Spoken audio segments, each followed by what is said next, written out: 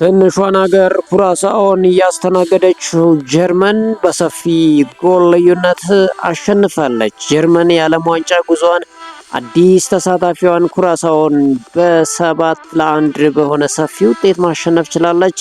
የአርሰናሉ አጥቂ ካይ ሃቨርትዝ 2 ጎሎችን አስቆጥሯል። ናሜቻም፣ ኡንዳፍ፣ ሙሲየላ፣ አሽሎቴ በርክና እንግዲህ ብራውን ጎሎችን ማስቆጠር ችለዋል። ጀርመን 7 ጎሎችን አስቆጥራ 6ቱ በተለያዩ ተጫዋቾች መቆጠር ችለዋል። እንግዲህ ጀርመን ብሔራዊ ቡድን በዓለም ዋንጫው ታሪክ ብዙ ጎል ያስቆጠረ ክለብ መሆን ችሏል። እንግዲህ 239 ጎሎችን በማስቆጠር ቀዳሚ ሆኗል።